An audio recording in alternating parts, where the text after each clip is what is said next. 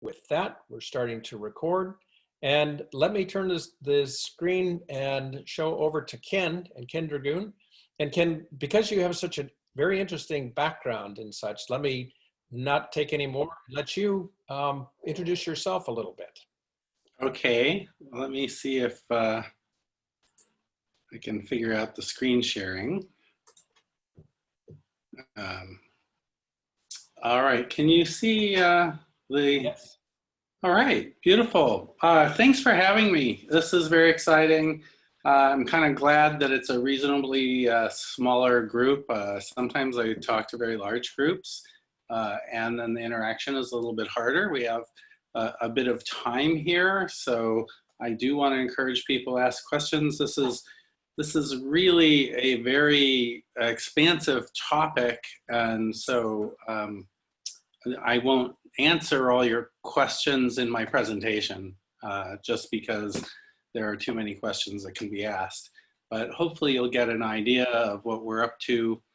To introduce myself, I am a native Portlander. Our organization is called the Renewable Hydrogen Alliance. It's based in Portland.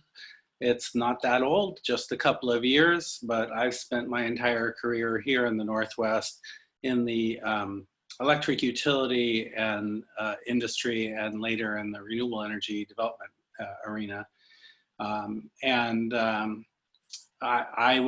ended up being an independent consultant on sustainable energy issues, and was asked by our local gas company to do a paper on power to gas. And that was about 3 years ago. And what I learned in doing that is really what launched the present organization, which I'll talk about here now. Renewable Hydrogen Alliance is a trade association, nonprofit trade association, and our mission is to promote using renewable electricity to make climate neutral fuels to reduce dependence on fossil fuels. So the basic idea is we can make fuels from renewable electricity, and that just opens up a whole world to decarbonization and electrification that people are not normally thinking about. Founded in the mid-2018, so we're about 2 years old. We have more than 65 members, actually. 9 of them are electric and gas utilities, including Portland General Electric, Northwest Natural, and Eugene Water and Electric Board here in Oregon. I'm kind of going through this, we have a diverse set of industry members, electrolyzers, which we'll talk about in a minute, and fuel cells, manufacturers of those. Hydrogen transportation manufacturers, Toyota and Nikola Motors are members of ours. Renewable energy project developers interested in developing these renewable hydrogen projects, law firms, consultants, a handful of clean energy advocacy organizations, which we're really happy to have. One transit agency, TriMet. We're actually talking to other transit agencies now, and TriMet, because of the virus, is under such pressure, they've let their membership lapse, so they're not technically a member, I guess. But we're actually having more interaction with transit agencies as time goes on. We'll talk more about those last 2 bullets in a little bit. Well, we have a question. Question is, can the power system really be decarbonized? Can we get to 100% renewables on the power grid? And I don't know if you're familiar with the Northwest Power and Conservation Council. I actually worked there for 2 years as an analyst, and they concluded in their last power plan that reaching a zero carbon emissions power system is not technically feasible without developing new technologies. So their answer is no, and they're not alone in that. You can read that in other places where they say, well, we can get to 80 or 90%, but that last 10 or 20%, you can't get there. So if you take nothing else away from this conversation, take this. That's not true. We can get there. We can use low cost, zero carbon, renewable electricity to make zero carbon fuels that can be stored in quantities and for lengths of time that are necessary to bridge the times when wind and sun are not sufficient. And we can actually turn those fuels back into electricity as needed when the wind is not there with conventional, even existing infrastructure. We can decarbonize. And as for whether it's a new technology, the answer to that is also no. This magical technology is more than 2 centuries old. So what is it? You can, there's a device called an electrolyzer, which takes electricity in. At its heart, it passes an electric current through water and splits H2O into its components, hydrogen and oxygen. Hydrogen is collected, and hydrogen can be used directly as a fuel. There go the dogs. Sorry about that. But it's even more versatile than that, because hydrogen can be combined with carbon dioxide to make methane, which is another fuel. It's actually the main constituent of natural gas. So in theory, we can actually replace natural gas, fossil gas, with synthetic gas based on hydrogen and renewable electricity. There are 2 main types of technology. The one that's 2 centuries old is the one on the left, called alkaline. And it's almost literally 2 wires in a bucket of water. You throw in some baking soda or something. I'm oversimplifying, but that experiment really does work. You can take a battery and the 2 leads off of a battery, stick them in a cup of water with some baking soda, and you will see bubbles come up off of the negative lead, and that will be hydrogen, and oxygen off the positive lead. The new kid on the block is this other technology called power exchange membranes. Maybe you've heard of fuel cells. A fuel cell does what an electrolyzer does, only in reverse. An electrolyzer takes electricity and water and makes hydrogen. The fuel cell takes hydrogen and oxygen, makes electricity and water. And so there's fuel cell electric vehicles that are based on hydrogen fuel. And those devices in those cars that turn the hydrogen back into electricity is actually this other technology, this power exchange membrane, or PEM, the device on the right. They actually can work in both directions. There's been a lot of research on those, and they're improving in both cost and efficiency and longevity. So they're not 200 years old. There's a lot of R&D going into that, especially for hydrogen vehicles. But both of these technologies are commercially available today. In fact, they've been commercially, at least the alkaline one has been commercially available at scale for an awfully long time. The Norwegians, their state electric utility is called Norsk Hydro, or Norsk Hydro, and they had these 2 plants, these 2 electrolyzers. The one on the left was in operation from 1927 to the 1970s. The one on the right, lower right, 1953 to 1991. These are very large scale devices. In fact, the commercially available devices today are working back up to this scale, but they have existed at this scale for a long time. 135 megawatts, that's a utility scale device, you know, $200 million device. Why were they doing this back then? Well, Norway is a 90-something% hydro country, hydropower country, and hydro is also a variable renewable resource, and at times it's just surplus to their needs. So what do you do with it? You can just let the water go downhill and not do anything with it, or you can turn it into electricity, use the electricity to make hydrogen. The hydrogen was actually, you take nitrogen, you can combine it with carbon dioxide to make methane. You can also combine it with nitrogen to make ammonia. And that's what they were doing. Ammonia is used for fertilizer. And actually, even today, the second biggest industrial use of hydrogen is ammonia for fertilizer. So this has been around for a long time at utility scale.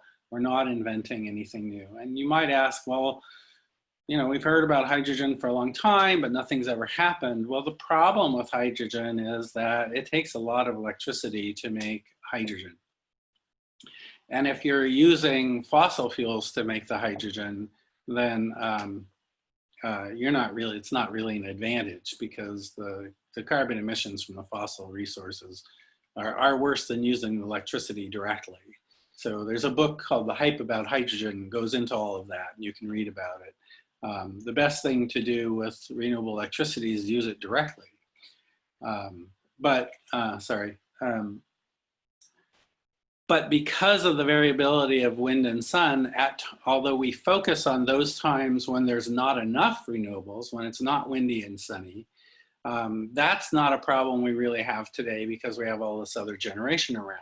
I mean, eventually, if we get rid of all the other generation and just rely on wind and solar, that can be an issue. But the issue today is actually the opposite. Because of the variability, sometimes it's windy and sunny, and we produce more electricity than can be used, and we're actually throwing it away. So that's what's new, is wind and solar costs have come down to the point where we can actually rely on them for a substantial fraction or maybe even all of our electricity needs because the cost has come down and they don't emit carbon. And at times already, when the Northwest is only at 9% wind and solar, we're already throwing renewable electricity away. So the utilities, the hydro utilities in particular, have an actual incentive to find new markets for that electricity. And that's what Norway was doing back in the 1920s. And nothing new. They had hydro. We have wind and solar in addition to hydro. This chart may be overly complicated for our conversation.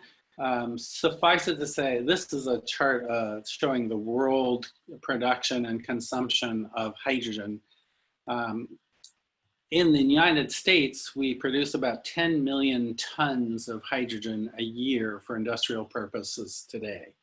Almost none of it goes for transportation. So you can see, I don't know if you can see, maybe you could, if you could see the detail in this chart, you would see transport is on the right side of the graph, third thing down. It's a very small amount of hydrogen worldwide. It's actually used for hydrogen transportation. As I said, the second biggest use for hydrogen is making ammonia for fertilizer. That technology has only been around for 100 years. Discovered about the time of World War I in Germany, in fact. The second biggest use of hydrogen today is in oil refining. That might go away if we're not using any oil, but the fertilizer part, probably not. The thing to note here is that virtually all of this, or a large fraction of this hydrogen is actually produced from fossil fuels. Natural gas and coal are the top two big things over there. There's this other category, byproduct hydrogen, which is a little complicated. I don't want to go into that unless someone has a question, but in the this is worldwide. In the United States, almost all of the hydrogen is produced from natural gas and it leaves a big carbon footprint. So we're going to electrify everything. This is one of the things we have to electrify. And the way to do that is by using renewable electricity to split water. 10 million tons of hydrogen produced in the US each year is the energy equivalent of about 7% of US gasoline sales. Just try to give you a sense of the order of magnitude that this is. It's a 1 or 2 billion with a B dollar industry today. One that, you know, we need to switch over to depending on renewable electricity as opposed to natural gas. So why is this thing? Why is this a thing now? You know, we're 2 years old, we're growing fast, we have 9 utility members, we have some big companies like Toyota, Mitsubishi Hitachi Power Systems has just joined us. We even have an Indian tribe that's joined us. You know, people are jumping on this bandwagon. You know, why now? Well, first part of the why now I kind of explained is that we have a big surplus of low cost, zero carbon power in the market, and the wholesale market prices, not this week, but in general, the wholesale market prices have really been crushed. You don't see that necessarily in the retail rates. In fact, if your utility is a hydro utility like Eugene Water and Electric Board or a Bonneville customer, Bonneville's routinely selling their surplus hydropower into those markets, and with the market prices low, they're actually hurt. So the hydro utilities are kind of hurting from, frankly, the competition of zero variable cost wind and solar. So we have this superabundance of renewable electricity that if we're really going to depend on wind and solar for most, or a good fraction or most or even all of our electricity needs, you know, that those surpluses are just going to increase. They are so variable that in order to get the average amount of power you need to meet load, at times you're going to be producing 3 or 4 times as much as the current electrical demand. And that's not unusual. The hydro system does that and has done that historically. I worked for Bonneville Power for my first 15 years in the industry. You know, Bonneville, quarter of its revenues was from surplus hydro sales there wasn't market for in the Northwest. It gets sold to California. Just couldn't use it here. And this little chart on the lower left, the blue line is affectionately known as the duck curve because it sort of looks like a duck, I guess, with a fat belly. That is the demand in California minus the solar generation. And you can see that this is actually prices, not this is actually a price curve, not the loads. Sorry about that. But you can see how the abundance of solar in the middle of the day, that's a 24-hour period a day in April, where the prices were actually, the wholesale market prices in California in 2017 on this particular day were actually negative from about 11 a.m. to looks like 5 p.m. I have a big screen. You might not be able to see that. So the other thing that's happened is Europe's way ahead of us. They have more renewable, higher renewable penetration, and these surpluses are a bigger thing there. And the value of gas is higher there. North American natural gas is very cheap on $1 per BTU basis. It's hard to compete with. For anything to compete with. It may be the lowest cost energy in the world. So if you're using natural gas, you're benefiting from some very low cost energy. Not so in Europe, where they import the natural gas. So if they can use these surpluses of renewable electricity to make hydrogen or even methane and displace some natural gas, that has higher value to them than here. And what's happened is they started deploying these things. And that's what I discovered 3 years ago or so when I was writing the paper, is that they were deploying these things at scale in Europe. And the cost of the technology has dropped by a factor of 2 in just 3 or 4 years. And I happened to be vacationing in Europe and I talked to the largest manufacturer in the world, Nel Hydrogen. The folks who built those old plants you saw, they still exist. So their spin-off anyway is Nel Hydrogen for making electrolyzers. And I said the prices had dropped by a factor of 2. He said, yeah, we're gonna drop them another factor of 5. And I said, well, when's that gonna happen? And he said, it's not about when, it's about production levels. So it's all about economies of scale. We're not waiting for any big technological breakthrough. We just simply have to invest in this stuff. The graph on the lower right is Bloomberg's take on where the prices are going, the costs of the electrolyzers are going. You can see they're expected to come down pretty far. For some reason, China's cost of electrolyzers is already very low. I don't totally understand what that means or why. Why don't we just buy them? Maybe they don't last. I don't know what the deal is there. But we think that by 2030 or so, we're going to have very low cost electrolyzers as well. And again, the dates on the x-axis there really just depend on how quickly we can deploy these things. It's all about economies of scale, not about technological breakthroughs. So today, the Northwest is dumping annually, the last I looked, but this might be a couple of years old, about 140,000 megawatt hours a year in energy that we can't use because there's not enough demand for it.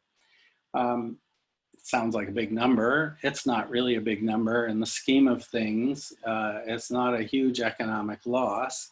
It happens generally over just a few hours on a few days in the spring at night when loads are low and the hydro system is sort of topping out with the spring freshet.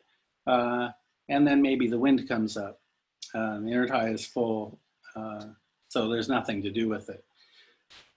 California is already curtailing energy. Those negative prices I showed you, they are shutting off about 2.5 times as much as we are here in the Northwest. But this is a phenomenon that's actually happening across the country. In Texas, it's happening. In the Midwest, it's happening. When the wind is blowing really hard, there's just, they can produce more energy than can be used. This chart, the bars there show the installation of renewable energy in Germany, and the red line there shows the curtailments, the energy that's thrown away. And the last 3 bars, the first of on the right, the last 3 bars on the right are 2013, 2014, and 2015. Between 2013 and 2015, the renewables increased about 20%. But the energy that they had to throw away quadrupled. So this is not a linear thing. We can expect to see a whole lot more of that. And that's why we think there's just a huge opportunity here emerging. And let's talk for a moment about energy storage, shifting gears a little bit. But one of the things that my organization argues is that if you take electricity and you make a fuel, whether it's hydrogen or methane or methanol or nitrogen, ammonia or whatever it is, once you've created that fuel, you've actually stored renewable energy in that fuel. And you may or may not choose to turn it back into electricity, but that energy has value. And we talk about energy storage. The reason that that the Power Council and the other studies say you can't get to 100% is because there's no way to store enough energy over a several-week period when there may be no wind in the middle of winter. We have about 11,000 megawatts of fossil generation that is either base load or shoulder load, which just means it runs most of the time. That if we took those away and we're depending on wind and solar and the wind went away, you have to replace that 11,000 megawatts with something. Well, it could be up to a couple of weeks without any wind. When a big high pressure weather system sits over a multi-state region, it can idle all of the wind in that area. And we've seen that happen. It's not an unusual event.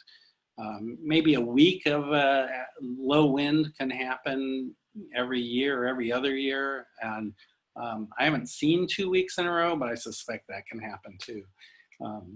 And to replace the fossil units we have with batteries or pumped hydro or compressed air energy storage or any of the other things you can think of we normally think of as energy storage would be impossibly expensive. It would cost tens, plural, tens of times more, maybe 100 times more than the renewables necessary to get you to 100%. It would take almost the whole annual budget of the United States to buy the batteries to bridge just a couple of weeks with of low wind. And so those studies conclude it can't be done. So I'm showing you this graphic because we have too narrow a view typically of what energy storage is. So to explain the graphic, on the upper left, we have the power plants producing electricity. It goes over the electrical grid, the high voltage transmission system, and then it goes to end use devices, our light bulbs and motors and air conditioners and what have we in our home. And when we talk about, when most people, including the Oregon Public Utility Commission, when they talk about energy storage, what they're talking about are the devices in the middle that take power off the grid and store it for a time in batteries or compressed air or pumped hydro or whatever it is, and then release it back to the grid as electricity. And that's one sort of storage. I would argue that it's not the most prevalent storage on the system. In fact, it's the least prevalent storage on the system. And it's not the cheapest source of storage. So if you look at the power plant side, before the electricity gets produced, it's stored as some sort of fuel generally, or primary energy, as I call it in this graphic, such as natural gas or water behind a reservoir, coal pile, diesel tanks. All of those things are energy storage. And we take the energy, the fuel, out of that storage when it's needed to meet demand. So the flexibility that we need, you've probably heard that electricity is produced and consumed at the same moment. There's no storage in between. So in order to match supply and demand, what we do is we select when we generate the power. Well, that selection depends on the storage behind the power plant. And that's really the most prevalent. Obviously, the hydro reservoirs in the Northwest are by far the biggest storage that we have. So I call that primary energy storage, and that is the predominant way we meet supply and demand. And then on the end use side, the electricity that goes to the end use, any end use where the consumption of the electricity is different from the time of use of the energy, you have some sort of storage intervening there. And the most obvious one is your electric water heater. The water gets heated not at a time when you turn on the hot water tap, you get water out of the hot water heater that was heated hours ago, maybe even yesterday. And there's a little sensor in the bottom of your water heater that knows that you've turned on the hot water. Cold water enters the bottom of the tank where there's a temperature sensor, and it starts heating the water. Well, that's water you're not going to use for many hours. So there's actually a difference there, an ability to store heat, store electricity as heat. So you could actually wait until the middle of night to do your water heating. Today, we don't do that. And this, I would argue, is probably the cheapest thing. Anywhere where you're pumping water and there's a reservoir involved, so municipal water pumping. So there's a lot of energy storage on the system today that we're not actually exploiting. It's not a part of this talk, except that I just said it. It's sort of ancillary, but it frosts me a little bit. That's probably the cheapest source of storage because your hot water heater already exists. The city's reservoirs are already there, and we're not really tapping them. Well, you'll see from the end use blue containers over there, whatever those are, there's a line that comes down and takes a blue line that comes down out of the bottom and takes a left and dumps into primary energy storage. And that's the topic of today, where we take the electricity and we actually make a fuel and then store it as we store other fuels. And we can actually convert it back to electricity using conventional power plants, even existing power plants. Or if it's hydrogen fuel cells, those are not the only options. So is this a big deal? Yeah, it's a big deal, and it's an emerging big deal. The biggest deal is this has to do with a coal plant in central Utah. It's called the IPP coal plant. I think IPP stands for Intermountain Power Partners or something like that. Although it's in Utah, because that's where the coal is, it's on the end of a long direct current high voltage power line that goes into Los Angeles. So it's a huge coal plant, 1,800 megawatts feeding Los Angeles. And, they want to get off of coal. So they've scheduled, it's 2 units. I think the first one's to come offline in 2025 and the second one in 2030. And LA Department of Water and Power, which gets most of the power out of the coal plant, wanted to do something different. So the thing that we do different normally these days is you replace coal with natural gas. So they proposed that, and holy heck broke out among their ratepayers did not want just to replace one fossil unit with another. So I actually may have had a hand in this, I'm not totally sure, but underneath that coal plant and in that area is a large geological salt dome formation, which is suitable for storing lots of stuff, but including hydrogen. So what they proposed to do is replace the coal plant with a natural gas burning plant, but it would use a combination of natural gas and hydrogen. Hydrogen would be stored in this underground cavern. It would be produced by wind and solar in Utah and Montana, where there's lots of wind and solar. This is a really big project, and it will start coming online in 2025. And the plan is they'll start out with co-firing 30% hydrogen, which I think is 30% by volume, which is not the same as energy. So maybe only like 7% will come from hydrogen. But the idea is that by sometime I don't remember the number, 2045, maybe 2040, that they plan to run that gas plant entirely on hydrogen. And that technology also exists. Most of the big power plant manufacturers are working on commercializing power plants, conventional power plants. These are combustion turbines that run on 100% hydrogen. Well, to give you an idea of how different storing energy as a fuel is compared to batteries, this one project is planned. It could do more than this, but the plan is that it will have the storage capability 40 times as great as all of the batteries currently in service in the United States. And it will cost a small fraction of the cost of those batteries that utilities and others have purchased. For storing large amounts of energy for long periods of time, hard to beat this. And that 40 times, that will run the plant for, on 100% hydrogen, probably run the plant for a couple of weeks when it's fully built. And they could add to that at very low cost. Like the cost of expanding the storage is just the cost of making this, the hole in the salt dome bigger, and the salt dome is huge. So the way this works is they take renewable electricity, they pass it through the electrolyzer, which passes the electricity through water to create the hydrogen. The hydrogen gets pumped underground, and when it's needed, they bring it back.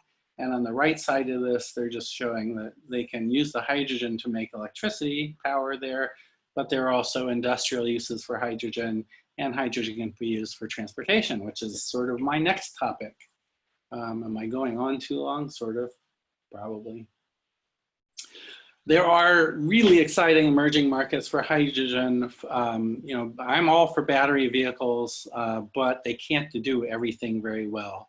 Hydrogen fuel cell electric buses, basically it's an electric bus. I mean, it is an electric bus with an electric motor, an electric drivetrain. All of that is the same in a hydrogen bus. The only difference is that there's less batteries in it, and they're replaced by a fuel cell and hydrogen storage tanks at about 5,000 pounds per square inch. The transit agencies are under a lot of pressure to reduce the emissions to go to zero emission buses, essentially. And they are going for battery electric buses today for the most part. But there are about, well, this is on the next slide, but there are about 50 hydrogen fuel cell electric buses, and the transit agencies are increasingly interested in them. These are commercially available today. The advantage of them is that they have the same range as a diesel bus, and they have about the same refueling time. And because the battery buses have more limited range and longer refueling times, it takes 1.3 to 2 times as many battery buses as diesel buses, but the hydrogen buses are 1 for 1. So for large fleets of buses, transit buses, maybe not school buses, but transit buses, probably hydrogen fuel cell buses are the wave of the future. Fuel cells, for a similar reason, because they run 24/7, there are a lot of battery electric forklifts. They're mostly being converted over to hydrogen fuel cell forklifts. There's about 30,000 of those running around. Fuel cell electric vehicles, you know, they have advantages and disadvantages over battery vehicles, especially for passenger cars. The fuel tends to be more expensive than electricity, but they have some advantages as well, including longer ranges and shorter refueling times. Backup power, there's a story in just a couple of weeks ago that Microsoft ran a data center on hydrogen and fuel cells as backup power instead of diesel. There's fuel cell trains, Class 8 heavy duty trucks. The Class 8 trucks are sort of pre-commercial in the US, but they're advanced prototypes. Both Kenworth and Nikola are making Class 8 trucks. Both of them have advanced prototypes. They'll have the same range virtually as a diesel truck and similar refueling times. Delivery vans, ships, actually Washington State is where a ferry is being manufactured for the San Francisco Bay Area. And there's a lot of interest among ports for drayage vehicles and material handling vehicles, all based on diesel today, all making terrible emissions, which are a real health hazard that can all be converted over to hydrogen and probably not batteries because of their limitations. How about aircraft? Yes, there's hydrogen airplanes. It's sort of amazing. They're not commercially available, but there are prototypes being tested, and that's pretty exciting because hydrogen has a far higher energy density per kilogram than batteries do, like 10 times. Well, when you take into account the weight of the tanks and all, it's maybe 3 times. So they have 3 to 4 times the range of battery vehicles. So where we are today, there are about 30,000 hydrogen forklifts around the US, 8,300 light duty passenger cars, all in California, where they've built 42 or so fueling stations. They're targeting 100 within about the next year. There are about 50 transit buses. The heavy duty trucks, 10 have been ordered from Kenworth by the Port of Long Beach that should be delivered in the next year or so. 2 of them have been delivered. San Francisco has their hydrogen ferry that's being constructed in Bellingham. San Bernardino has ordered what would be the first hydrogen train, and I showed you those airplanes. Closer to home here, Douglas County, Washington Public Utility District is first out of the box, first out of the gates to have a hydrogen electrolyzer.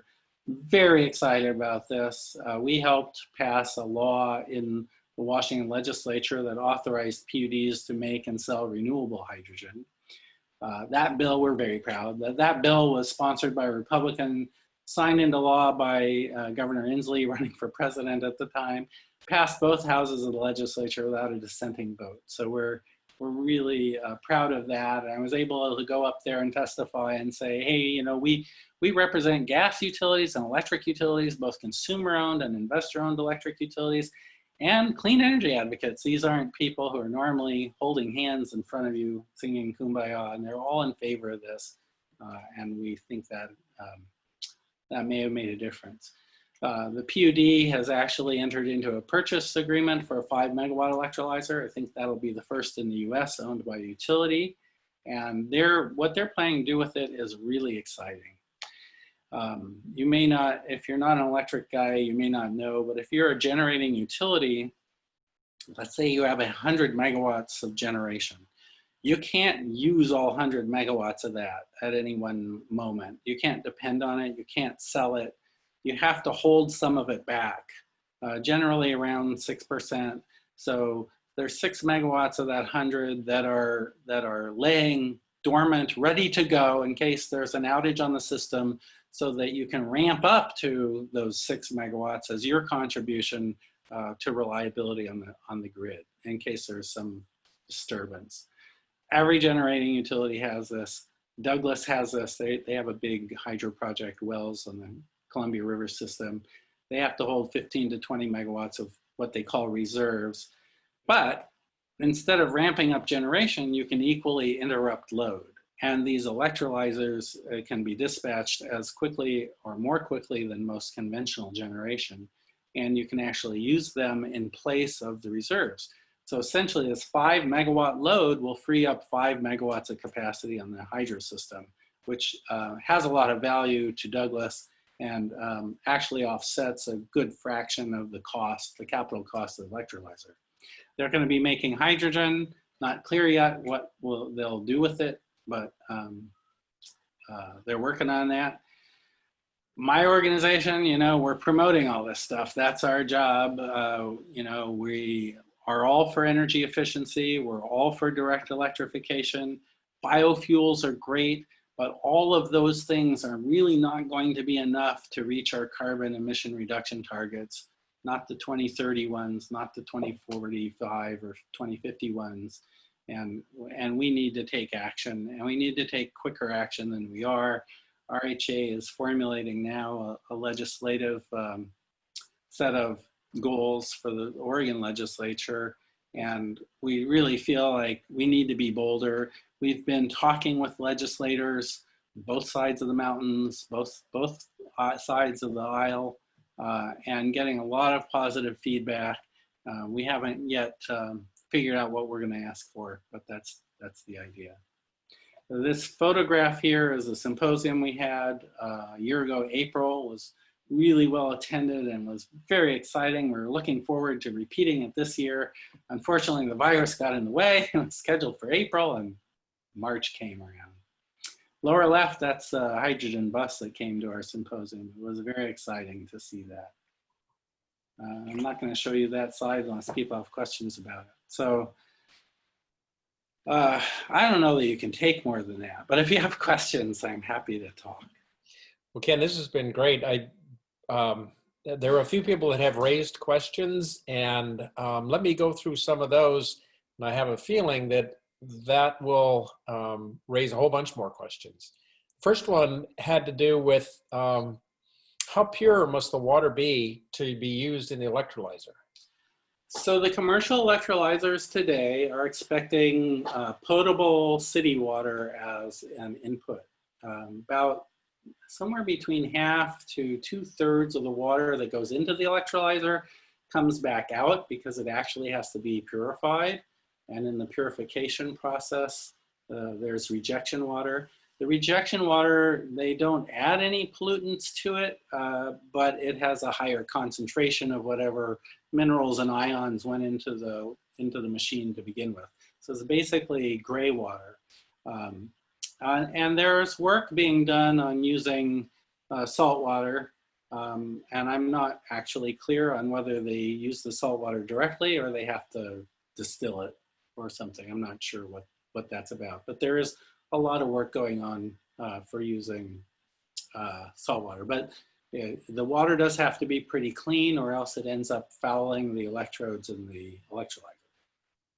Yeah, interesting. Yeah, because I was wondering with offshore wind and the thought of, well, you can just take seawater, but you've got to clean it up, it sounds like, or what you were just saying. It's an interesting area for research. So by the way, they're planning to do that in the UK. They have offshore wind. They're planning to take like 5,000 megawatts of wind and bring it ashore as hydrogen, because the grid can't really take that much electricity at the seashore anyway. Yeah, I mean, that's a viable thing, but the water does have to be processed, I think, at this point. Okay. Had another question. It said, one of the unfortunate patterns that seems to be happening with electric buses is reduced reliability. And the question is, are hydrogen buses reliable? I'm not familiar with electric buses not being reliable. They do have some funny quirks, takes a lot of energy to provide heating in the winter and cooling in the summer. So the range drops dramatically in extreme weather conditions. The batteries are also less efficient, so the range drops. That I know of. I don't know why electric buses, battery buses should be otherwise less reliable. And the fuel cell buses have a pretty good track record. Well, I do know that talking with a friend that's got an electric car, and he noticed probably a 20 to 25% reduction in the distance he could go in the winter because you're driving with lights on and various other things like that. So And the batteries lose carrying capacity over time as well. So what I tell people is I don't really proselytize for hydrogen buses because the transit agencies are under a lot of pressure to do electric buses, and by that they are thinking battery electric buses. And the more experience they get, the more interested they become in hydrogen buses. So we get outreach, especially from people who have to manage the buses. The cap of the people who are realizing they're going to need twice as many battery buses as diesel buses and deciding they don't have room for them and they can't afford twice as many buses. So they become more and more interested in hydrogen buses. So we don't have to reach out to them. They're starting to reach out to us. But, you know, it's a job to let people know that hydrogen buses exist, that they're commercially available, and that they have huge benefits over battery buses. The Center for Transportation and the Environment, one of our members, they're really experts in this, and they note that, you know, if you're going to run maybe up to 5 buses, battery buses are cheaper because it costs a lot. It costs a couple $1 million just put it in a hydrogen fueling station because it takes really high pressure hydrogen. And you can get away with a lot cheaper electric charging. But the electric charging infrastructure expands with the number of buses, whereas one hydrogen fueling station can probably supply 50 or more buses. And to do 100 is a minimal additional cost, whereas the electric infrastructure really is proportional to the number of buses. So, you know, after you do the first 5 or so buses and you put them on easy short routes, and then you realize, oh my gosh, this isn't really going to work for the longer routes, and you need more of them, or you need to charge them along the way, then they start calling us. Yeah. Another question which you might want to address, but is there a concern about water vapor as a greenhouse gas and the exhaust? I haven't really heard that. The amount of water that's released is really pretty minimal. It's like a liter over 20 miles or so. Yeah, my guess is that relative to the short lifespan, if you will, of water in the atmosphere, it changes so dramatically that would not be a concern, but it's good to know about. Sure, and plus you're using water to make the hydrogen, so you're not really creating more water. The question would be if you take it out of a water source and then distribute it over the landscape, maybe it evaporates more. I haven't heard that. What I have, a question that we did field was whether hydrogen itself is a greenhouse gas, and if it leaks, could it add to global warming? It turns out to be a very complicated question, and the answer might be sort of yes, that if we converted all of our natural gas over to hydrogen, and the hydrogen, 10% of the hydrogen leaked, which I don't know if that's a reasonable number or not. I asked Northwest Natural and they didn't balk at it, so maybe it is a reasonable number.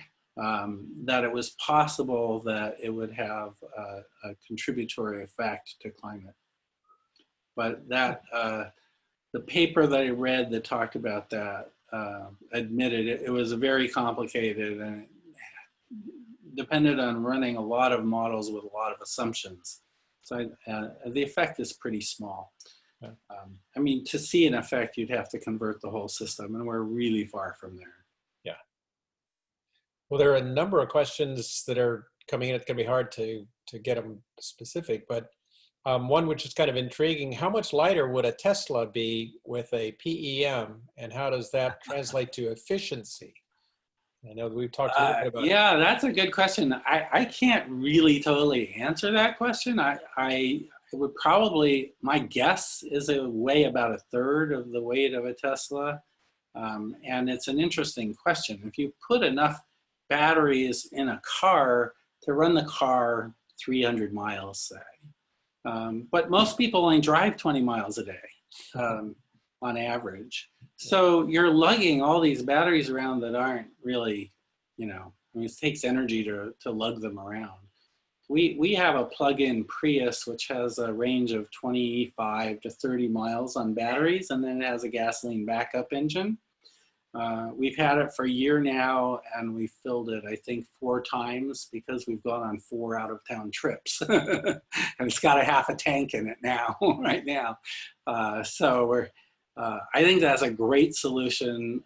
And ultimately to have a plug-in hybrid where you run, you know, the first 20 miles on electricity on a battery, 20 or 30 miles, maybe up to 50 miles, I don't know. And then you have a hydrogen fuel cell as the backup. I think that would be really cool. You know, you wouldn't be using any fossil fuels. You wouldn't be lugging around tons and tons of batteries needlessly. And you'd be relying on a very small amount of hydrogen. Hydrogen, you know, made from electricity, at least today, is still more expensive than electricity directly. So you're better off, you know, running on electricity from a fuel cost point of view. But if you could run on batteries for 50 miles or so and then run on hydrogen for the rest, you probably have a 500-mile range car. Actually, the Mirais are about, I think the Mirais are in the 315-mile range today. Well, that sort of brings into a number of people have been asking about the efficiency of, say, one is doing electrolyzer on an offshore platform and sending the hydrogen to shore, or is it better to send the electricity to shore? I guess the question is, how quickly can you use it? How quickly can you use if what? you're trying to store it or you're trying to use it immediately? Oh, right. Certainly, you know, the most efficient thing to do is to use the electricity directly. So that's what you want to do if you can. Now, maybe you can't. I was just listening to the thing I listened to this morning, or I was on this morning. They were talking Australia was going to put an underwater cable to serve Indonesia with renewable electricity. And they decided that it would be cheaper to send the energy over as hydrogen than to build the underwater cable. Huh. So, you know, it depends. The answer is it depends. Yeah. Well, that's yeah, it's interesting. Questions about how efficient the electrolyzer is, the electricity in versus out. My question, how does Norway use 135 megawatts of electrolyzer? Yeah, well, as I said, they're making ammonia for fertilizer. So ammonia can be actually used directly as a fertilizer. This is not my area. It can also be a feedstock to making other things like urea. I don't know what those processes are, but that was Norway's way of making use of hydroelectricity that they couldn't otherwise use. So they made it into a whole new product, fertilizer. And Nel Hydrogen is the spin-off that makes the electrolyzers. And then there's another company, Norwegian company called Yara, which is the spin-off that still makes fertilizer. They still exist.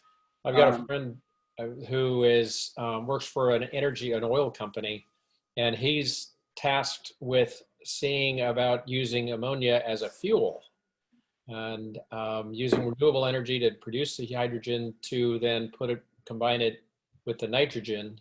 And he said, I didn't realize that ammonia can be used as a fuel in a way similar to natural gas.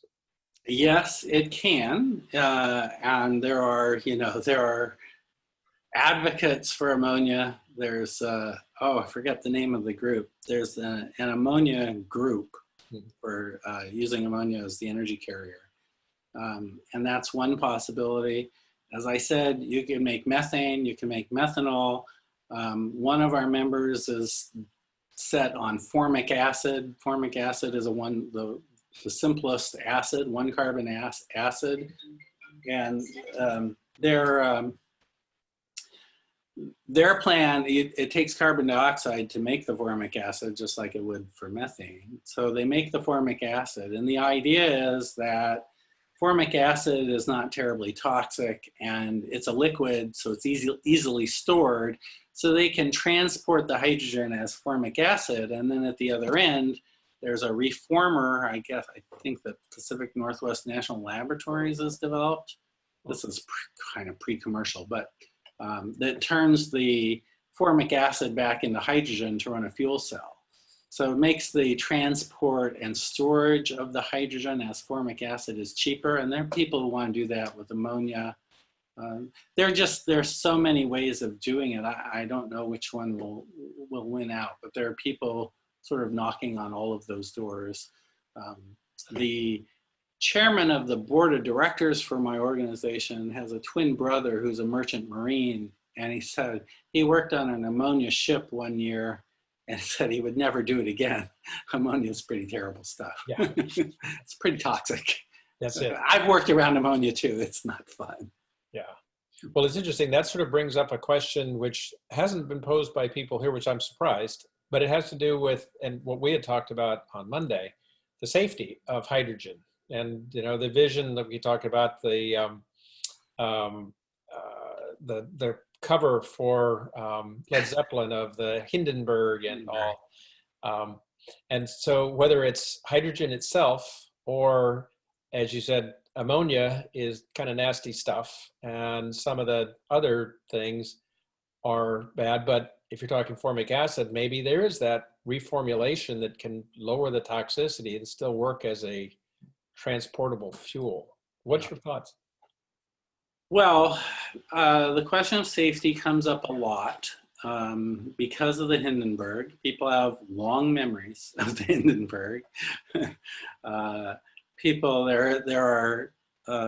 who claim that it wasn't the hydrogen that was really what caught fire, but the flammable doping of the Hindenburg. But still, you know, having a huge balloon filled with hydrogen is probably not the safest thing.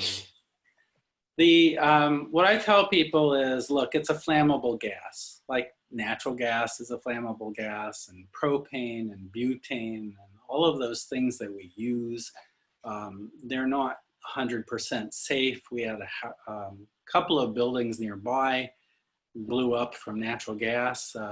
A number of houses were blowing up in Massachusetts a couple of years ago. I don't remember even why that was, but there was an alarming number of houses blowing up. So hydrogen, you know, it's in that class of flammable gases. It has some different properties from natural gas and the others, some of which are positive and some are negative. It tends to ignite at lower concentrations than some of the other gases. It has a lower energy of ignition, so it more readily ignites, but it's also lighter than air. So unless it's in an enclosed space, it's trying to get the heck out of there about as fast as it can. There are a lot of safety features on the natural gas cars. You can find, if you Google it on Google videos on hydrogen, there's a great video of where they shoot a 50 caliber round into a hydrogen tank, 10,000 PSI hydrogen tank. And the hydrogen comes out very quickly. Doesn't explode. There's another video of two cars, a gasoline car and a hydrogen car. They're the same body and chassis, but they create a leak in both of them and ignite the fuels in both of them. Well, in the hydrogen car, there's a pressure relief valve. As soon as it knows that there's a leak, it releases all the hydrogen straight up out of the back trunk of the car, and it's all gone in about 30 seconds. And certainly you don't want to be sitting on top of that, but if you're in the cab, you're fine. The gasoline car in the video, the gasoline pools under the car, and about 3 minutes in, the cab is entirely immolated. And in the hydrogen car, everything's over in about 30 seconds. So there's pluses and minuses. There have been some hydrogen explosions. We have the Center for Hydrogen Safety at Pacific Northwest National Laboratories that is monitoring it and giving people engineering advice on how to do the stations. They also do trainings for fire marshals, fire people and technicians who work around hydrogen. We're very conscious of the dangers. I can't say there aren't any dangers, but they're taking great measures to combat them. Just an example, the standard for hydrogen fueling, the tank in the car actually communicates with the pump, and it tells it how big the tank is and what its temperature is and what the pressure in the car's tank is. And the pump, given that information, knows how the pressure and temperature should change while it's refueling. And if it doesn't meet the expected trajectory of temperatures and pressures, it actually cuts off as a safety measure. So there's some pretty sophisticated things going on. There's all kinds of detectors around. They had some problems with stations leaking hydrogen. They have some pretty sophisticated leak detection devices. And I was talking to some guys, and I'm imagining this 10,000 PSI leak would be catastrophic. And one of my engineering friends said to the guy who was the station guy, he said, well, were any of these leaks big enough to actually ignite? And he said, oh no, these are like microscopic leaks. And I'm like, oh, wow, no idea. The leaks were important because when they were detected, they shut down the plant, the station. So they have to fix that problem. Well, that brings up a question, if I can inject some of my own questions. There's a real good discussion going on here with respect to some of the detractors from fuel cells and all, Elon Musk, or depending on if it was an intentional mistype or not. But for me, I've done a lot of work on LNG and LNG fueling stations and such, and recognizing LNG as a critically cold gas. Also did work on rocket ships and doing liquid hydrogen and liquid oxygen. Is liquid hydrogen a way of storing it, or is high 10,000 PSI gas preferable? Again, it depends. If you are transporting large volumes of hydrogen over long distances, the cheapest thing to do is to liquefy it. Yeah. So it takes additional energy to do that. So there's an energy penalty, about 15% more energy to do that. I think there was a question about the fuel cell efficiency. Fuel cells are about 70% efficient. 30% of the energy comes off as heat. So it'd be great if we could locate these where heat is needed for district heating or something. Otherwise, it's just sort of wasted. And then the fuel cells themselves are about 50% efficient. So from the electricity from the grid to the wheels of the car is, in the 30 to 35% efficient range. The battery vehicles are in the 85 to 95% efficient range. And that's one of the reasons the battery vehicle people can say things like, Elon Musk likes to say. But I would point out that there is a key difference between the battery vehicles and fuel cell vehicles with respect to electricity. The electricity for the battery vehicles pretty much has to be provided by the power system at the time of refueling. So if you want to refuel your car in the middle of the day or 5 p.m. or in the middle of the night, whenever you're doing it, the grid kind of has to be there to back that up. With the hydrogen, because the fuel cells can operate or not operate pretty much at the whim of the utility, it has a lot of value to the utility, and the power can be delivered when power is cheap on the wholesale market can be interrupted to provide reliability to the power grid. So actually, the value of the power that goes to the electrolyzer is a lot less than the power that goes to the battery electric vehicles. So actually, a lot of the efficiency loss can be made up in the difference in the value of the electricity that has to be delivered. Yeah. Well, it's amazing to me. It sounds like with so much of this, as you said, and I've had to do it in other situations, the answer to so many questions is it depends. Yes. It depends on what are you looking for. Unfortunately. Yeah. What's your question? How are you going to do it? What do you really need it for? Yeah. The one solution fits all problems clearly is not the case. There's a lot of benefit to having the creative side of people that are from different fields working together to see where the benefit, where to put more energy in, literally, then as well as figuratively, to come to good solutions, good cooperative solutions. Yeah, and I would just say that I think batteries and fuel cells are not competitive either for the power grid or in transportation vehicles. I think they have really different niches where battery vehicles and batteries for the power grid make sense. They should be used. But for bulk energy storage over long periods of time, batteries are orders of magnitude more expensive. Yeah. So for example, I talked about base load and shoulder load power plants can't really be replaced by batteries, but the peakers can. Those power plants that are just operated a few hours of the year when the demand is highest, they tend to be old dog power plants or hydro. A lot of very dirty power plants that are cheap and not very efficient.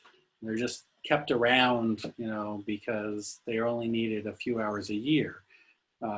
So the hit on efficiency isn't too great. Well, all of those could be and arguably should be replaced by batteries. Yeah. And hydrogen just doesn't really have a great role there, I don't think. School buses where they're not running around the clock and they have time to recharge overnight, probably battery school buses make more sense than hydrogen. Yeah. There aren't that many of them and they don't have to run all the time. But for transit buses, it's almost certainly going to be hydrogen. Well, that's where, just thinking of school buses, where if they're sitting in the bus barn or in the area, they could have solar panels that are charging them, and then they go off and do their charge. Yeah. So in the UK, they have most of the trains in Europe are on overhead catenary electric lines, so they're electric trains. But there are some lines where those some rail lines where those overhead power lines don't exist. And so they have about 100 diesel locomotives for commuter trains in the UK that they're completely changing out to hydrogen. And, a battery train just doesn't really cut it. You can't put enough batteries on the train to move it. Right. Now, as your closing slide is saying, the Renewable Hydrogen Association focus, it's clear you've got a variety of different organizations. You'd mentioned the tribes. Which tribes are involved with you? I am not supposed to say. Okay, that's fine. We're still trying to get permission. Yeah. But the tribes, some tribes are in the business of running gasoline stations and they'd like to put in hydrogen. And so we have developers who are working with the tribes, with a couple of them. One of them has become a member, but I can't say which one yet. I don't know. That's fine. The tribal thing, I don't get it. That was actually how it was phrased, is can you mention who it was? So the person that making the question was sensitive to exactly what you're saying. That's how. Yeah, I wish I understood the process. I don't. They've been a member for 2 months and I still can't say. Yeah, that's fine. I think if there's one thing that's come through in the comments, and you can go back and look at them yourself, but it's it's amazing. And like our conversation, I was blown away at the potential here, and the opportunities for new solutions to existing problems, and even new solutions to problems we haven't thought to apply this to. Yeah, the opportunities are huge. This is still a pretty small industry. It's probably, I can't remember, somebody had a number this morning. It's probably on the order of $1 billion a year worldwide, but that's changing very rapidly. The electrolyzer manufacturers are expanding their manufacturing capability, doubling and tripling the world capacity to produce these things. Germany just announced a 9 billion with a B euro investment in the in hydrogen infrastructure. Australia is in some number of billions as well. The UK has got these big plans for offshore wind to make hydrogen. This is around 5 billion. I think I saw a number, $75 billion of planned investment in hydrogen infrastructure already announced worldwide. At the same time, the United States Department of Energy announced, I can't remember the number, it was either 65 or 100. We'll give them the benefit of the doubt. $100 million dedicated to hydrogen, what? Research and development. It's still not infrastructure deployment, but R&D subject to appropriation. So that's not even certain. So the United States is really lagging badly behind everywhere else. But you know, the times are going to catch up with us. We will get there. It's frustrating because we need to get there a lot faster than we're on a path to get there right now. So, you know, I've taken that on as our responsibility as Renewable Hydrogen Alliance to push this along fast enough to really hit the 2030 carbon emission reduction targets. And I just want to say that, you know, we could have some major technological breakthrough tomorrow, will not be available at commercial enough scale by 2030 to make an appreciable difference. It would be very unlikely. But we have the technologies today. This is a 200-year-old technology, 100 years old for making methane from hydrogen. And all we need to do is have the internal fortitude to pursue it. We've seen what's happened with wind and solar costs as the deployments went up. That will absolutely happen with this technology. I talked to one of the manufacturers of the electrolyzers, and he said, you know, Ken, we're still largely making these things by hand. If we were making them at scale, we would print them.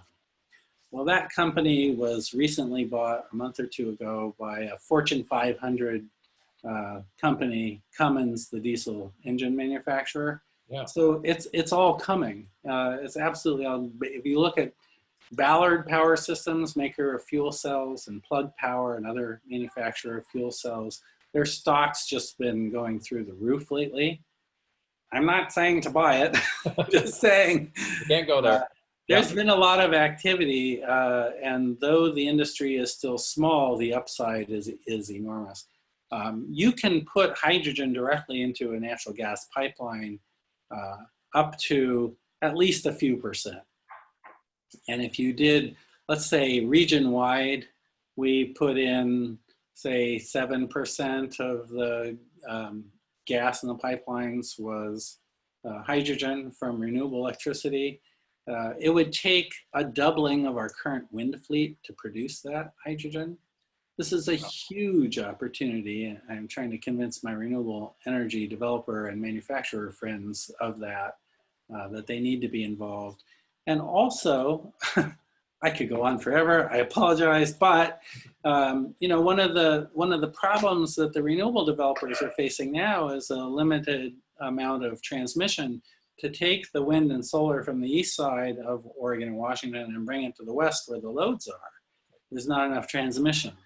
That's arguable, but that's where we are, at least institutionally. But you could actually site these electrolyzers out on the east side. All you need is a source of electricity, wind and solar, and a little bit of water, you know, sort of surprisingly little amount of water, and bring that energy across the mountains in a pipeline or in a truck or on a rail car. You wouldn't need to build new transmission lines. I think one of the aspects that is most intriguing, like we had talked about, was the potential for using existing infrastructure, just like you said. And having done it as a consultant, worked environmental issues with a lot of the super major oil companies.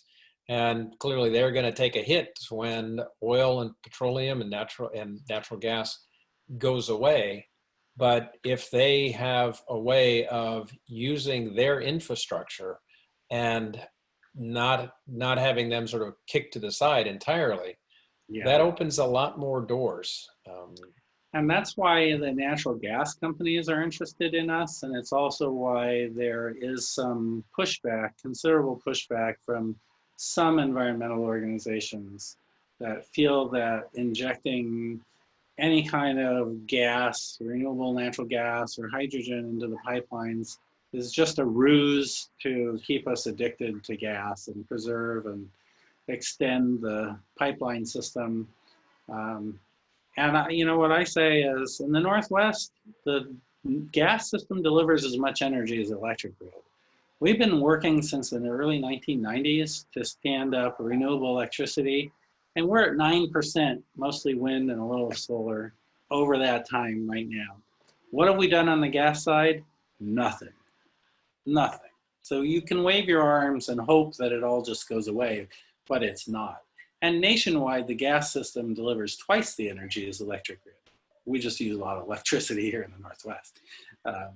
So, you know, you need to do something. And, you know, this is a very small industry. As I said, it would need to scale enormously. We're going to still have to reduce our reliance on natural gas. There's no question. We're going to have to do everything. Direct electrification, energy efficiency, biofuels, biogas projects. We're going to need it all. But this is the one thing that really scales. So whatever's left over can be done in this way. And we need to pursue it in a much bigger way than we have to date. Yeah. The last question I'm going to pose had to do with comparing costs for renewables, usually leaving out the cost of climate change on fossil fuels. And that's kind of what you were talking about. And that, yeah. Did I lose you? Did I lose everybody? I can't hear you. We can hear you still. We can't hear you. Well, I'll answer what that question might have been. There have been some recent studies on the health impacts of especially diesel emissions, and just the cost implications of the effects of diesel emissions and gasoline emissions on us is about the current cost of gasoline and diesel. I think I saw $4.80 a gallon of diesel, and the minority communities are disproportionately affected by diesel truck emissions because they tend to be the lower income housing tends to gather around freeways and ports where the emissions are greatest. So there's actually a social equity component of this. We really need to get off diesel, and we need to get off diesel more maybe than we need to get off gasoline, because the diesel is less efficient and more deadly pollution. Interesting. That. Ken, I don't know what happened to Bill's system. He asked me to take over for him for a little while. Oops, he's back. Okay. Bill? Oh, yeah. Well, he said he was back. Okay. There we go. My computer just decided to completely reboot. It just Brilliant. oh, But I guess that's the computer gods saying, okay, we've talked enough. But I just want to thank everybody. This last part's, it says it's still recording, so we'll see. I want to thank Ed in particular for having initiated the conversation with Ken. And I think, Ed, without your taking the effort into that, we wouldn't be here, wouldn't have had a fantastic presentation now. And I had the great luxury of about an hour of Ken's time on Monday. So, Because I can't stop talking about it. I would just say, if after all of this you're still interested, go to my website, send me your email or go to the contact thing. You can get put on our newsletter. The newsletter comes out monthly. You can see what's going on.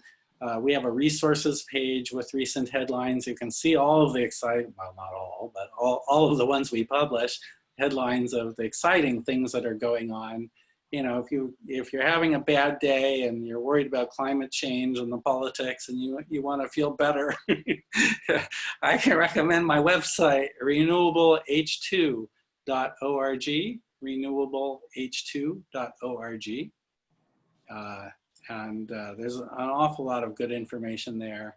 And if you know of any companies that should be members of ours and can connect us, we're very underfunded. We're not underwritten by any foundations. We're a trade association. And frankly, from the beginning, I just thought we shouldn't be a charitable organization because all of these industries stand to make a whole lot of money, but not me. Yeah. So I'm still not making any money. And poor Martina, who's on here, Yeah. is my associate. So yeah, if you want to check out their website, there's a lot of good stuff, including some videos that are kind of fun to watch, and headlines. And we have a fact sheet if you want to take a look at that on our homepage. Great. Just And search for those of you that didn't notice yet in chat, Martina did post the website. Oh, thanks, Martina. You can grab that. What I wanted to close out on two things. One is, as you had said, we need the political will to have foresight. And as SOCAN is a 501c3, we are not allowed to endorse any particular party or candidates.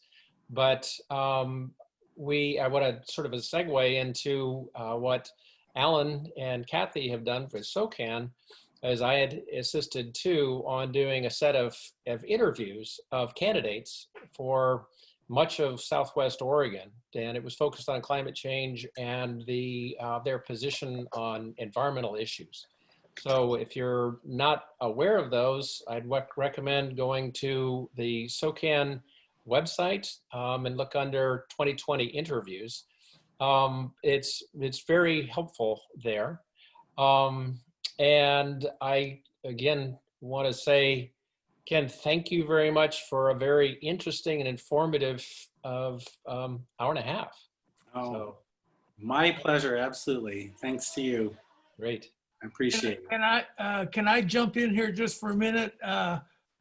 Ken and I know each other from years ago, and it's great to see you doing stuff on hydrogen, and I will check out your website for sure. Excellent. And you have all the connections, so you connect me up.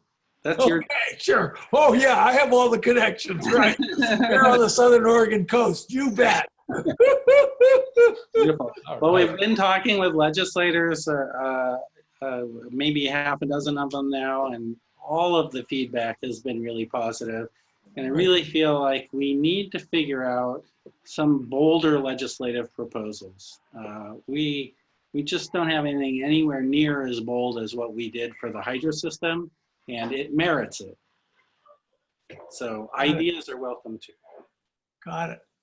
Well, that's why I think having the folks like Bill and Shannon Souza with Ocean and with Kathy and Alan and Ed with Coastal SOCAN, sort of the combined effort, there's a lot of brain power there, so we can do what we can.